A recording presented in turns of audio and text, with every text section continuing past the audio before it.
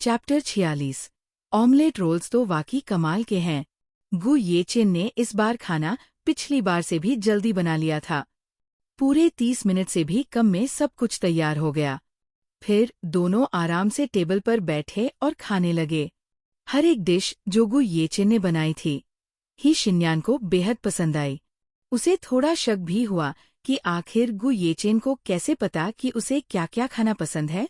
क्या ये सिर्फ इत्तेफाक था या फिर उनके दिल सच में एक दूसरे से जुड़े हुए थे? शिन्यान को दूसरा वाला जवाब ज्यादा अच्छा लगा और इसलिए उसने खुद ही मान लिया कि हाँ, उनके दिल आपस में जुड़े हुए हैं। वो दोनों धीरे धीरे खाना खाने लगे और हमेशा की तरह गु येचिन ने खुद तो बहुत थोड़ा सा ही खाया, लेकिन शिन्यान की प्लेट भर भर कर देता रहा और बस उसे खाते हुए देखता रहा। जब तक उन्होंने खाना खत्म किया, घड़ी में 9 बजने वाले थे। शिन्यान को पता था कि अब उसे घर जाना ही पड़ेगा, नहीं तो बाई जियावेई और ज्यादा शक करने लगेगा। जाने से पहले शिन्यान थोड़ी देर रुकी और फिर हिम्मत करके गु येचिन की शर्ट का कोना पकड़ लिया। उसने धीरे से पूछा, तुम आज रात जल्दी आओगे क्या? गु येचिन के चेहरे पर एक प्यारी सी मुस्कान खिल गई। उसने तुरंत सिर हिलाया, हाँ, जरूर आऊंगा। शिन्यान ने भी मुस्कान के साथ उसे अलविदा कहा और धीरे धीरे अपने घर की ओर चल दी। और उधर गु येचिन दरवाजे की ओर बस यूं ही देखते रहा। उसके दिमाग में कई सारे ख्याल घूमने लगे। आज शिन्यान जैसे बिहेव कर रही थी, उसे देखकर गु येचिन को लगने लगा था कि शायद अब वो भी उसे पसंद करने लगी है। लेकिन फिर उसके मन में शक आया, कहीं ऐसा तो नहीं कि वो सिर्फ उसके बनाए खाने की वजह से उससे इतनी प्यारी बन रही हैं? उसने आंखें बंद की और अपने माथे के बीचों बीच उंगलियों से हल्का सा दबाया। कोई बात नहीं, उसे सब्र रखना होगा। वो इंतजार करेगा उस दिन का जब शिन्यान खुद अपनी जुबान से कहेगी कि हाँ, उसे भी वो पसंद है। शिन्यान अब गु येचिन की दी हुई चप्पलें पहनकर वापस लौट रही थी। वो काले रंग की स्लीपर्स जो असल में उसी की थी। उसने उन्हें उठाया और चुपचाप घर के अंदर दाखिल हो गई। जैसे ही उसने घर में कदम रखा, सामने ड्राइंग रूम में बाई जियावेई और ली हुईरन सोफे पर बैठे दिखे। साफ था कि वो दोनों उसका इंतजार कर रहे थे। बाई जियावेई ने उसे देखकर कोई मुस्कान नहीं दी, सीधे सवाल किया, शिन्यान, तुम कहाँ गई थी? शिन्यान का मन हुआ कि वो जाकर उसे जोर का एक मुक्का दे, लेकिन उसने अपने गुस्से को दबाया और चेहरे पर एक शांत सी मुस्कान लाते हुए बोली, सॉरी डैड, बताना भूल गई थी। मैं एक दोस्त के घर गई थी और वही डिनर भी कर लिया। कब गई थी? काफी पहले, शायद 4 बजे के आसपास। बाई जियावेई ने जब ये सुना तो राहत की सांस ली और चुपचाप फिर से बैठ गया। शायद वो बेवजह ही घबरा गया था और उसे ऐसा लगा था कि उसने किसी को हॉलवे में चलते सुना। लेकिन पूरी तरह से श्योर होने के लिए उसने जेब से एक ईयररिंग का पिछला हिस्सा निकाला और पूछा, शिन्यान, क्या ये तुम्हारा है? शिन्यान ने उस ईयररिंग बैग को देखा और थोड़ा चौंकी। उसने हाथ उठाकर अपने कान के पीछे टटोला। सचमुच उसका एक ईयररिंग बैग गायब था। लेकिन बिना झिझक के उसने ठंडी मुस्कान के साथ ईयररिंग बैग लिया और ध्यान से देखा। नहीं, ये मेरा नहीं है। मेरे ईयररिंग्स के पीछे की पिन्स पूरी गोल्ड की होती है, क्योंकि मेरी स्किन बहुत सेंसिटिव है। फिर उसने वो छोटा सा प्लास्टिक का टुकड़ा बाई जियावेई को वापस कर दिया। ऐसा लग रहा था कि वो मांग गया है, मैं सोने जा रही हूँ। Good night. शिन्यान का चेहरा एकदम बदल गया और मुस्कान झट से गायब हो गई। वो जल्दी से सीढ़ियाँ चढ़ गई और अपने कमरे का दरवाजा खोला। उसने चप्पलें दरवाजे के पास उतारी और जैसे ही कमरे में घुसी, उसके होश उड़ गए। गु येचिन? उसकी आंखें हैरानी से खुली की खुली रह गईं। तुम यहाँ क्या कर रहे हो? गु येचिन उसके बिस्तर पर लेटा हुआ था, एक पैर सीधा और एक मोड़ा हुआ, सिर के पीछे दोनों हाथ रखे, तकिया थोड़ा ऊंचा किया हुआ। और उस हाल में तो वो सच में बहुत ज्यादा हैंडसम लग रहा था। तुमने ही तो कहा था कि आज जल्दी आ जाना, उसने मुस्कुराकर जवाब दिया। शिन्यान को समझ नहीं आ रहा था कि क्या कहे। हाँ, उसने कहा तो था, लेकिन उसका मतलब ये नहीं था कि अभी के अभी आ जाओ। अभी तो सोने का भी टाइम नहीं हुआ। लेकिन अभी तो सोने का टाइम भी नहीं हुआ। गु येचेन ने शरारती मुस्कान के साथ कहा, कोई बात नहीं, सोने से पहले और भी बहुत कुछ कर सकते हैं। शिन्यान को समझ नहीं आ रहा था कि उसकी सोच गंदी है या बात ही कुछ ज्यादा डबल मीनिंग लग रही है। मतलब क्या? गु येचेन ने कंधे उचका दिए। कुछ भी? या फिर जल्दी सो जाए आज? और फिर ऐसा ही हुआ। शिन्यान ने फ्रेश होकर पजामा पहना और दोनों सो गए, 10 बजे से पहले ही। और हैरानी की बात ये थी कि शिन्यान को सच में इतनी जल्दी नींद आ भी गई। अगली सुबह शिन्यान की आँख खुली तो खुद को एकदम फ्रेश महसूस कर रही थी। बगल में गु येचेन अभी भी था, बल्कि वो उससे पहले उठ चुका था और उसे ही देख रहा था। गुड मॉर्निंग, बेबी, उसने मुस्कुराते हुए कहा। मैं बेबी नहीं हूँ, शिन्यान ने भौहें चढ़ाते हुए कहा, और गु येचेन हंस पड़ा। आज घर पर रहना चाहोगी? हम डेट पर चल सकते हैं। गु येचेन को आखिरकार एक अच्छा बहाना मिल गया शिन्यान को बाहर घुमाने का। उसे लग रहा था कि शायद शिन्यान अब भी कल वाली बातों से पूरी तरह उबर नहीं पाई है, और घर में बंद रहना ठीक नहीं है। ठीक है, कहाँ चलें? जहाँ तुम जाना चाहो। यस, उसका प्लान सक्सेसफुल हो गया। शिन्यान ने तुरंत कहा, क्या हम फिर से स्प्रिंगबॉल लेक जा सकते हैं? उसे फिर से उस खूबसूरत झील और पहाड़ी नज़ारे की जरूरत थी। उस उम्मीद और हौसले की, जो उसे अपने परिवार के लिए लड़ने की ताकत दे सके। ठीक है, तुम तैयार हो जाओ, मैं नीचे इंतजार कर रहा हूँ। दोनों बिस्तर से उठे और गु येचेन कमरे से बाहर चला गया। शिन्यान ने हल्का मेकअप किया, नीली जीन्स और ऑफ शोल्डर पीली टॉप पहनी। जब वो नीचे पहुंची तो देखा सिर्फ बाई जियावे ही ब्रेकफास्ट कर रहा था। तभी उसे ध्यान आया, आज तो वीकडे है, मतलब ऑफिस होता है। तो फिर गु येचेन के पास इतना समय कैसे है? क्या वो काम नहीं कर रहा? बाई जियावे अब उस पर शक नहीं कर रहा था और मुस्कुराते हुए बोला, good morning Yanyan. Good morning. Xinyan ने मुट्ठी भींच ली। उसे यकीन नहीं हो रहा था कि बचपन से जो बाप इतना प्यार करता दिखता था, असल में इतना नीच और क्रूर इंसान था। तुम नाश्ता नहीं करोगी? तुम्हारे साथ तो बिल्कुल नहीं, उसने मन में सोचा, लेकिन बोली सिर्फ, नहीं, मैं मिंगर के साथ बाहर जा रही हूँ। Bye dad. शिन्यान जल्दी से बाहर निकली, लेकिन जैसे ही बाहर निकली, उसके पेट से गुड़गुड़ की आवाज आई। आज का ऑमलेट रोल तो सच में बहुत अच्छा लग रहा था। बाहर आकर उसने देखा कि गु येचेन पहले से ही गाड़ी के पास खड़ा उसका इंतजार कर रहा था। उसने कैजुअल कपड़े पहने थे, जो कि बहुत कम होता था। गाड़ी में बैठते ही ताज़ी हवा और सुबह की ठंडक ने माहौल बहुत सुकून भरा बना दिया। शिन्यान ने एक हाथ पेट पर रखा और थोड़ी हिचकिचाहट के बाद बोली, येचेन। गु येचेन ने हल्का सा उसकी ओर देखा, लेकिन ध्यान सड़क पर ही रखा। हम ऑमलेट रोल खाने जा सकते हैं क्या? चैप्टर 47। क्या आप रोज एक्सरसाइज करते हैं? क्या हम लोग एक ऑमलेट रोल ले सकते हैं? कार में बैठते ही है शिन्यान ने धीरे से कहा। गु येचेन ने एक भौं ऊपर उठाई और जो हाथ स्टीयरिंग व्हील पर नहीं था, उससे सिर खुजलाया। वो एक हाथ से कार चला रहा था और उस पल में वो वाकई बहुत हैंडसम और कूल लग रहा था। Omelette roll? उसने थोड़ा हैरानी से पूछा। हे शिन्यान ने नीचे अपनी भूखी पेट पर हाथ फेरा और थोड़ा शर्माते हुए बोली, मैंने अभी तक नाश्ता नहीं किया है। तुम्हें भूख नहीं लग रही? गु येचेन को सच में भूख नहीं थी, लेकिन जब बात उसकी वाइफी की हो तो वो कैसे मना करता। हाँ, मुझे भी भूख लग रही है। चलो चलते हैं ऑमलेट रोल लेने, उसने मुस्कुराते हुए कहा। थोड़ी देर बाद सड़क के किनारे एक छोटा सा फूड स्टॉल दिखा, जहां गर्मा-गर्म ऑमलेट रोल बन रहे थे। उन्होंने एक रोल लिया और शेयर करने का प्लान था, लेकिन हुआ क्या? कार में बैठते ही है शिन्यान ने लगभग पूरा रोल अकेले ही खा लिया। गु येचेन को तो बस एक छोटा सा टुकड़ा ही नसीब हुआ। जब प्लेट खाली हो गई तो हे शिन्यान ने थोड़ा दुखी होकर प्लेट को देखा। गु येचेन ने उसका एक्सप्रेशन देखते ही पूछा, क्या वापस जाकर एक और लेना है? नहीं, रहने दो, शिन्यान ने थोड़ी हिचकिचाहट से कहा। गु येचेन ने कुछ और नहीं कहा, लेकिन मन ही मन ठान लिया, उसे ऑमलेट रोल बनाना सीखना पड़ेगा। अगर शिन्यान को ये इतना पसंद है, तो क्यों ना वो खुद उसके लिए सबसे टेस्टी ऑमलेट रोल बनाए।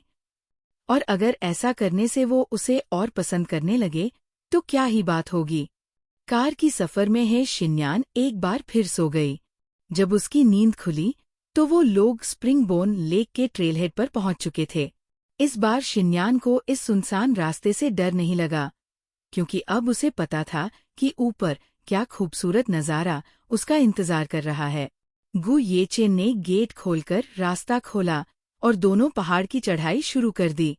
शिन्यान इस बार पूरे रास्ते खुद चल रही थी, और चलते चलते उसे कई नए खूबसूरत जगह दिखीं, जैसे एक प्यारा सा पुल जो एक छोटे से पानी के तालाब के ऊपर था, जहाँ पानी इतना साफ था कि नीचे की पत्थरें भी दिख रही थी।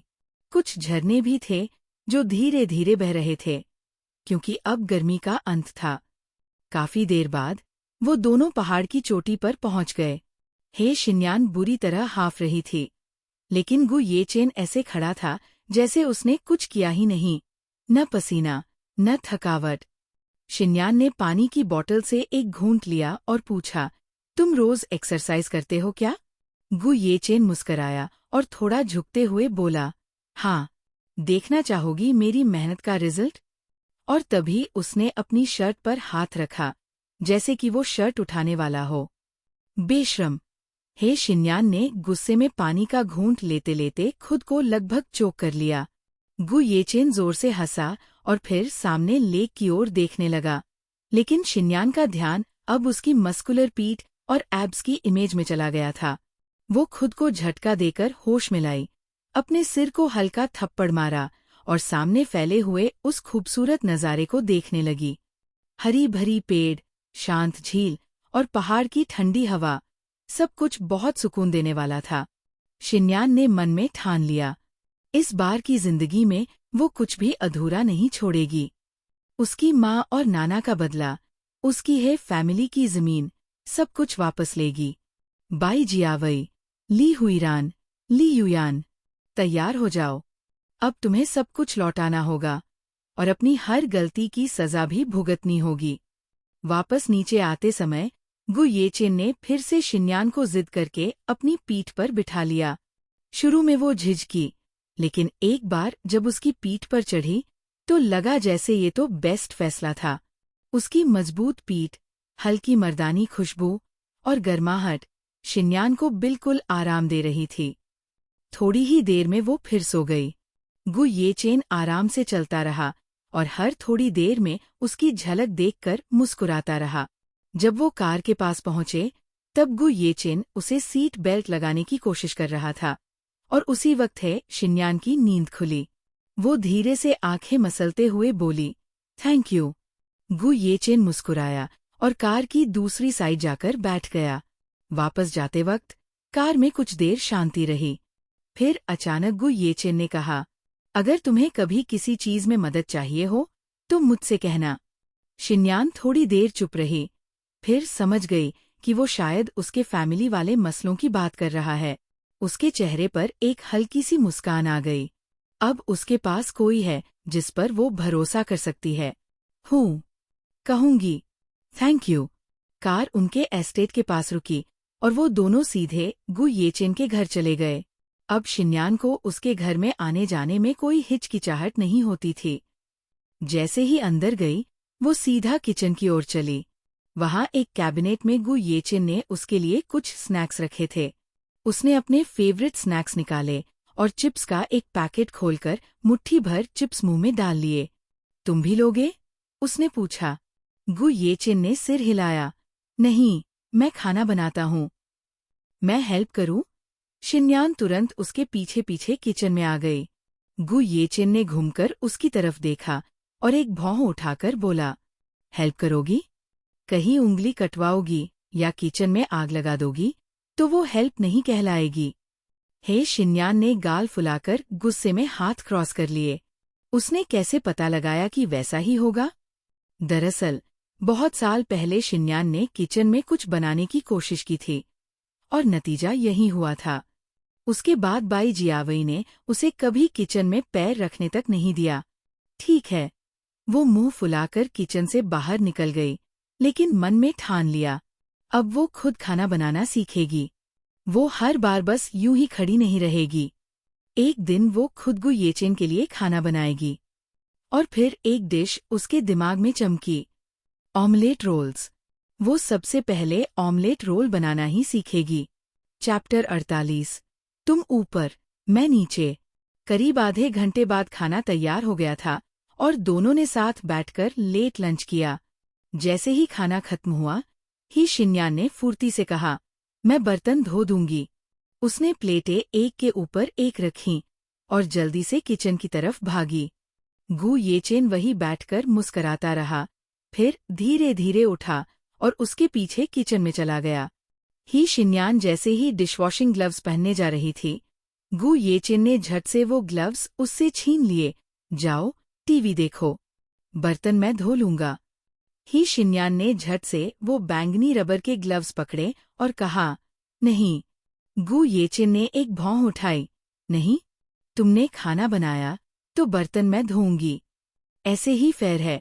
ही शिन्यान ने ग्लव्स खींचने की कोशिश की, लेकिन गु येचेन ने छोड़ा नहीं। गु येचेन ने उसकी आंखों में देखते हुए कहा, फेयर? हमारा रिश्ता फेयर नहीं होना चाहिए। तुम ऊपर, मैं नीचे। ही शिन्यान का दिल जोर से धड़कने लगा। ये 4 शब्द उसके कानों में कुछ ज्यादा ही डबल मीनिंग लग रहे थे। अरे नहीं, ही शिन्यान, तू कितनी गंदी सोचने लगी है। वो शर्म से लाल हो गई और झट से ग्लव्स छोड़कर भाग खड़ी हुई। ठीक है, तुम ही धो लो बर्तन। गु येचेन मुस्कराते हुए उसे देखता रहा, जो झट से सोफे पर जाकर बैठ गई और टीवी की आवाज बहुत तेज कर दी। लेकिन उसका ध्यान कहीं और ही भटक गया था। अब वो एक बड़े से गोल बिस्तर पर लेटी हुई थी। नीचे सफेद चादर एकदम साफ और मुलायम थी। उसने ऊपर देखा। गु येचेन। उसकी गहरी आंखें, तीखी नाक, पतले होंठ और शार्प जबड़ा। ही शिन्यान को घबराहट सी होने लगी। उसकी नजरें नीचे गईं। मजबूत सीने की मांसपेशियां और उससे भी नीचे वो 6 पैक एब्स। ही शिन्यान की नजर अनजाने में और नीचे जाने लगी। आह! वो एकदम चौंक कर असलियत में लौटी। गु येचेन झट से किचन से बाहर आया। क्या हुआ? ही शिन्यान ने घबरा कर कहा, मैं कुछ नहीं, कुछ भी नहीं। उसने जल्दी से टीवी चैनल बदला और गहरी सांसें लेने लगी। ही शिन्यान, तुझे क्या हो गया है? तू तो बिल्कुल ही बहक गई है। उसने खुद को 2-3 थप्पड़ मारे और सिर हिलाया। लेकिन मानना पड़ेगा, गु येचेन का शरीर तो वाकई हद से ज्यादा आकर्षक था। वो मुस्कराई, पैर हिलाए और खुद से बोली, चलो जो है सो है। मैं कोई सीधी सादी लड़की तो हूं नहीं। जब गु येचेन ने बर्तन धो लिए, तो वो भी ही शिन्यान के पास बैठ गया और दोनों ने साथ में टीवी देखने लगे। गु येचेन दिल में सोच रहा था कि उससे पूछे कि क्या अब वो उससे प्यार करने लगी है, लेकिन उसने खुद को रोक लिया। थोड़ी देर बाद ही शिन्यान अपने घर लौट गई। जैसे ही उसने दरवाजा खोला, देखा कि घर की तीनों लोग, बाई जियावेई, ली हुईरान और ली युयान, डिनर कर रहे थे। हेलो, ही शिन्यान ने कहा और सीढ़ियों की तरफ बढ़ी। ही शिन्यान, बाई जियावे ने सख्त आवाज में कहा और खड़ा हो गया। तू इन दिनों कर क्या रही है? ही शिन्यान रुक गई, पलटी और बोली, क्या मतलब है आपका? डैड? उसे उससे बात करना भी अजीब और घिनौना लग रहा था। लेकिन अभी वो अपनी असली सच्चाई नहीं दिखा सकती थी। उसे शांत रहना था। पिछले कुछ दिन कहा थी? घर क्यों नहीं थी? मैं तो घर पर ही थी। ही शिन्यान ने सीधा जवाब दिया। अच्छा, तो फिर किसी ने मुझे बताया क्योंकि तू ज्यादातर समय घर पर नहीं होती? किसी ने बताया? ही शिन्यान ने हल्की सी मुस्कान के साथ ली हुईरान की तरफ देखा, जो अब उसकी नजरें चुराकर चुपचाप खाना खा रही थी। तो बता, कहाँ थी तू? बाई जियावे ने फिर पूछा। उसकी आंखें सिकुड़ गई थी। शायद किसी होटल में किसी मर्द के साथ थी। ली युयान ने कहा ही था कि धड़ाम। टेबल पर जोर से कुछ गिरा। ली युयान। बाई जियावे गुस्से से चिल्लाया। ली हुईरान ने भी अपनी बेटी को घूरा और पैर से इशारा किया कि चुप हो जा। ही शिन्यान का चेहरा सख्त हो गया। क्या यही सब बचा है ली युयान के पास? वो तो हर बार बस यही बोलती है कि ही शिन्यान कोई गिरी हुई औरत है। पहले जन्म में भी ली युयान यही कहती रही थी।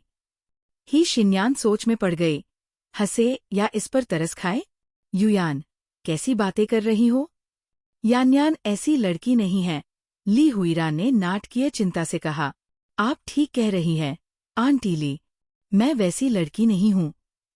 डैड, मैं तो पिछले कुछ दिन मिंगर के घर थी। अपनी फिल्म ब्यूटीफुल थिंग्स पास्ट की स्क्रिप्ट रिहर्स कर रही थी। मुझे उसमें कन्यूबाइन शी का रोल मिला है। ली युयान के मुंह से जैसे आग निकल गई। उसे भी उसी फिल्म में रोल मिला था, लेकिन एक नौकरानी का। सच में? ली हुईरान ने नकली चिंता जताई। यान, तुम्हें बार बार वो परिवार को परेशान नहीं करना चाहिए। जियावेई, चलो वो मिंगर को फोन करके धन्यवाद देते हैं। ही शिन्यान को बात अजीब लगी। ऊपर से तो सब ठीक लग रहा था, लेकिन वो जानती थी ली हुईरान की मंशा कुछ और थी। वो तो बस सच सामने लाने के लिए मिंगर को फोन करना चाहती थी। ठीक है, बाई जियावे ने कहा। शिन्यान, मिंगर को फोन करो। अभी। ही शिन्यान ने गहरी सांस ली, फोन निकाला और डाइनिंग टेबल के पास आकर मिंगर का नंबर डायल किया। स्पीकर मोड में। कुछ बीप्स के बाद मिंगर ने कॉल उठाया। यान, क्या हुआ? ही शिन्यान ने गला साफ किया और सीधे ली हुईरान की आंखों में देखा। मिंगर, मैं पिछले कुछ दिन तेरे ही घर पर थी ना? अब तीनों लोग, बाई जियावेई, ली हुईरान और ली युयान, एकटक फोन को घूर रहे थे। ली हुईरान के होठों पर हल्की सी मुस्कान आ गई थी। उसे पूरा यकीन था, आज ही शिन्यान का झूठ पकड़ा जाएगा। Chapter 49, the duck song. Li Huiran को पूरा यकीन था कि हे शिन्यान झूठ बोल रही है, लेकिन तभी कुछ सेकंड की खामोशी के बाद वो मिंगर की हंसी सुनाई दी। हाँ, बिल्कुल। क्यों? क्या तुम कल फिर आ रही हो? हे शिन्यान के चेहरे पर जीत की मुस्कान आ गई। उसने बड़े चहकते हुए जवाब दिया, कुछ नहीं। नहीं, मैं कल नहीं आऊंगी। Good night, Minger. Good night, वो मिंगर बोली। जैसे ही कॉल कट हुई, हे शिन्यान ने सिर उठाकर ली हुईरन की तरफ देखा, जिसकी आंखें फटी रह गई और मुंह खुला का खुला रह गया। बाई जियावे ने गहरी सांस ली और ली युयान की तरफ गुस्से से देखा।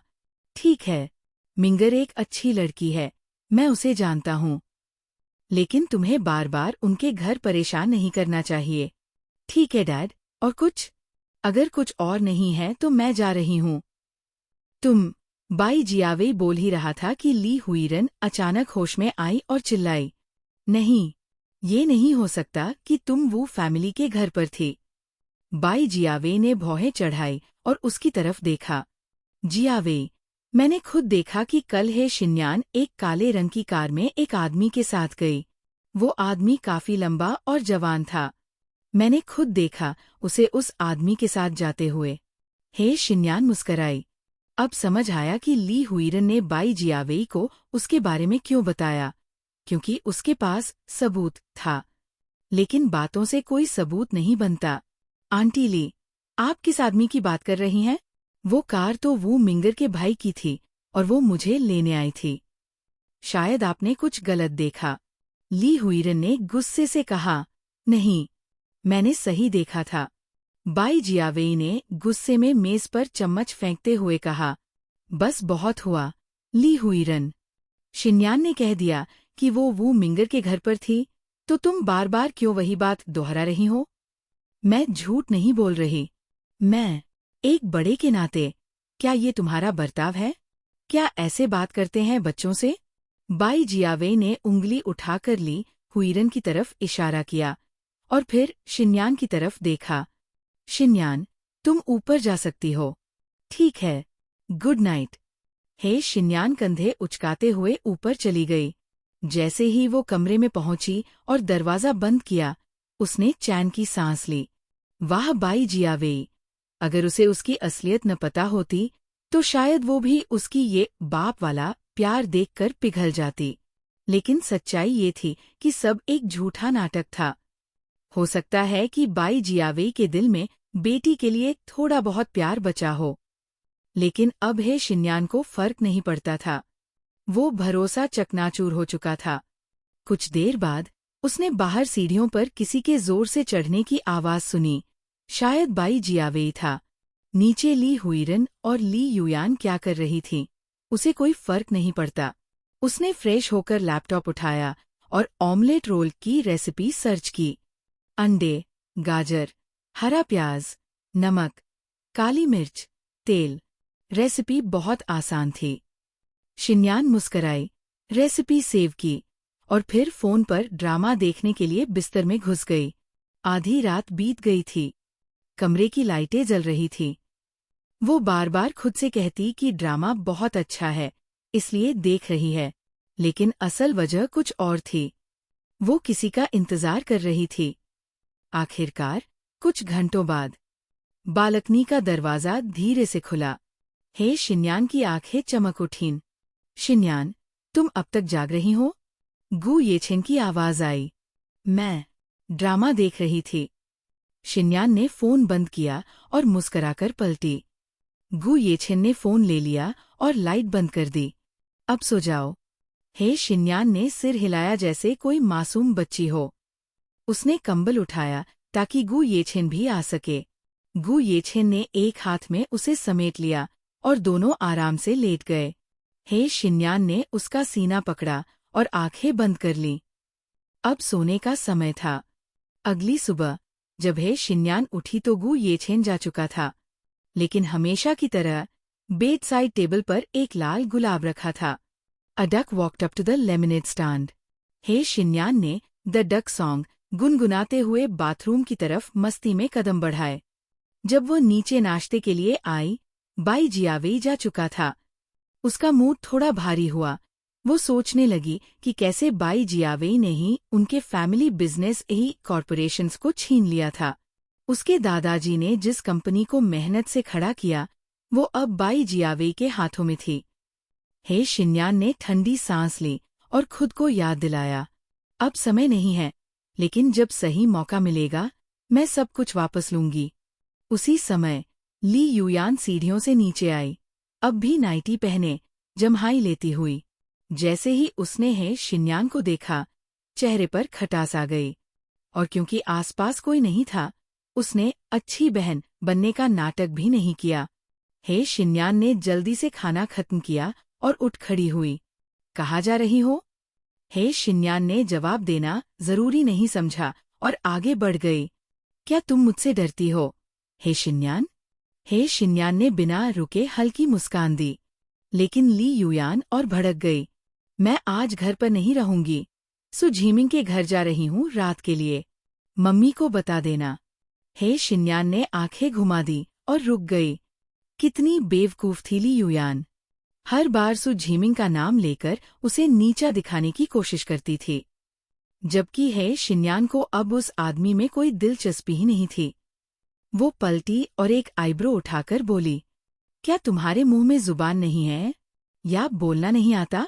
चैप्टर 50 डर्टी माइंडेड ही शिन्यान मुड़ी और एक भौं ऊपर उठाकर बोली, तुम्हारे पास मुंह नहीं है या बोलना नहीं आता? ली युयान एक पल के लिए ठिठकी, फिर गुस्से से ही शिन्यान को घूरने लगी, तू। लेकिन ही शिन्यान ने उसकी बात खत्म होने का इंतजार नहीं किया। वो कंधे उचकाकर एकदम बेपरवाह अंदाज में सीढ़ियां चढ़ने लगी। वो बेवकूफ थोड़ी थी जो ली हुईरन से जाकर ली युयान की बातें करती। और ली युयान क्या सच में इतनी मूर्ख है? अगले दिन सुबह ही ब्यूटीफुल थिंग्स पास्ट की शूटिंग शुरू होनी थी, और ये आज सु झिमिंग के घर जा रही है। चाहे ली युयान का रोल सिर्फ कोंकुबाइन शी की दासी का ही क्यों न हो, फिर भी ये एक असाइनमेंट था, एक काम। और वो इतनी फेमस तो थी नहीं कि रोल्स को ठुकराने लगे। अगर अभी से ऐसे बिहेव करेगी तो आगे उसे कोई काम मिलना मुश्किल हो जाएगा, चाहे वो थी फैमिली की बेटी कहलाए। ही शिन्यान ने आंखें घुमाईं और अपने कमरे में चली गई। चाय का एक प्याला हाथ में लेकर वो बालकनी में बैठ गई और स्क्रिप्ट पढ़ने लगी। मौसम बहुत प्यारा था। धूप हल्की सी थी और ठंडी हवा चल रही थी। गर्मी का मौसम जैसे जा चुका था और पतझड़ अभी शुरू नहीं हुआ था। वो जोर जोर से स्क्रिप्ट पढ़ती रही, कुछ नोट्स बनाती रही। तभी नीचे से दरवाजे के खुलने और जोर से बंद होने की आवाज आई। फिर ऊंची एडी की चप्पलों की आवाज बरामदे में गूंजने लगी। शायद ली युयान अब सु झिमिंग के घर निकल गई थी। ही शिन्यान ने आराम से चाय की चुस्की ली और स्क्रिप्ट पर ध्यान लगाया। उसे पता था कि ली युयान का भी कल एक सीन है और कुछ लाइनें भी हैं, लेकिन उसने उसे कभी प्रैक्टिस करते नहीं देखा। हालांकि ली युयान का रोल छोटा था, लेकिन डायरेक्टर माँ बहुत सख्त था। उसने सुना था कि वो बड़े से बड़े सेलिब्रिटी को भी डांट देता है, और अगर कोई एक्टर उम्मीदों पर खरा नहीं उतरा तो उसे बिना झिझक निकाल बाहर करता है। ये सोचते सोचते ही शिन्यान थोड़ी नर्वस हो गई और भी ज्यादा मन लगाकर अपनी लाइंस पढ़ने लगी। दोपहर का समय हो चुका था और ही शिन्यान ने स्क्रिप्ट बंद कर दी। कमरे में वापस आते हुए उसे कुछ याद आया और उसने जल्दी से अपना फोन उठाया। यायान, वो मिंगर की मीठी आवाज आई। ही शिन्यान बेड पर कूद पड़ी और मुस्कुराई। I love you Minger. कल तुमने जो कहा वो कैसे समझ गई तुम? वो मिंगर ने घमंड से बालों को झटका। मैं तुम्हें कितने सालों से जानती हूँ। मुझे तो पता था कि तुम्हें क्या कहने की जरूरत है, पर हुआ क्या था कल? ही शिन्यान और भी ज्यादा मुस्कुराई। उसे अपनी बेस्ट फ्रेंड पर बहुत गर्व था। कुछ नहीं, मैं पिछले कुछ दिन येछेन के घर थी और इन ली लोगों को शक हो गया। तू तो जानती ही है मेरे घर का ड्रामा, खास कर ली हुईरन को। ओहो, वो मिंगर ने शरारत से हंसते हुए कहा।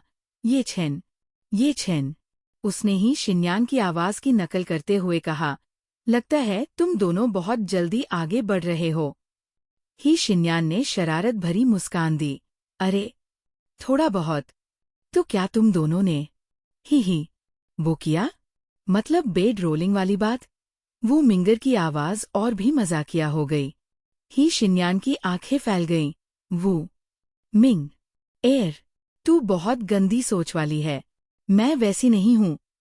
ही हाँ, तू वैसी ही है। वो मिंगर ने शातिर हंसी के साथ कहा। तुझे क्या लगता है मुझे नहीं पता तू इंस्टा पर हॉट बॉडीज वाले लड़कों को लाइक करती है? हाँ, सब पता है मुझे। ही शिन्यान का चेहरा लाल हो गया और वो फोन में चिल्ला पड़ी। जा, भाग जा, अब तुझसे बात नहीं करूंगी। उसने फोन काट दिया और भागकर दूर हो गई। हाँ, उसने कुछ हॉट बॉडी वाली पोस्ट्स देखी थीं, लेकिन वो तो गलती से सामने आ गई थी। और वो सब कुछ गु येछेन से पहले की बात थी। अब तो गु येछेन की छवि दिमाग में आ गई और उसका चेहरा और भी लाल हो गया। वैसे गु येछेन की बॉडी असल में कैसी होगी? उसने अभी तक देखी तो नहीं है, लेकिन उस हैंडसम चेहरे को देखकर लगता है बॉडी भी जबरदस्त होगी। वो तो कहता है कि एक्सरसाइज करता है। उफ, दिमाग इतना गंदा क्यों हो रहा है मेरा? ही शिन्यान खाने की टेबल पर बैठी और अकेले में खाना खाने लगी, ताकि ध्यान बंटे और उसके मन से वो डर्टी ख्याल निकल जाए। बाई जियावे ऑफिस गया था, ली युयान सु झिमिंग के घर, और ली हुईरन शायद किसी हाई सोसाइटी पार्टी में गई थी। खाना खत्म करके वो सीधा ऊपर नहीं गई। वो किचन में गई और आस्तीन चढ़ा ली। किचन में काम करने वाले कुछ नौकर वहां अभी दोपहर के बर्तन धो रहे थे, और जैसे ही उन्होंने ही शिन्यान को देखा, घबरा कर दौड़े। यंग मिस, आप क्या कर रही हैं? पिछली बार कुकीज बनाने की विफलता के बाद नौकरों ने तो तौबा कर ली थी। अब कभी इस लड़की को किचन के पास भी नहीं जाने देना। ही शिन्यान मुस्कुरा दी। चिंता मत करो, तुम अपना काम करो, मैं बस कुछ बनाऊंगी। क्या बनाने जा रही हैं आप? एक नौकरानी ने डरते हुए पूछा। ही शिन्यान फ्रिज से अंडे निकालते हुए बोली, ओमलेट रोल्स। आखिरकार हेड शेफ खुद आ गया ताकि उसे गाइड कर सके, या यूं कहो कि उस पर नजर रखे ताकि वो फिर से कोई तबाही न मचा दे। अरे नहीं, पूरा मिक्सचर नहीं डालना। शेफ ने मुंह बना लिया, फिर खुद ही हार मान ली। जो होगा देखा जाएगा, खाएगी भी तो वही। ही शिन्यान ने हंसते हुए कहा, बाउल में थोड़ा सा अंडा अभी भी है। शेफ ने उसे एक चम्मच अंडे को देखा और सिर हिला लिया। 1 घंटे में आखिरकार ही शिन्यान ने पहला ओमलेट रोल बना लिया। कई कोशिशों के बाद उसे थोड़ा कॉन्फिडेंस आया और उसने शेफ को वहां से भगा दिया।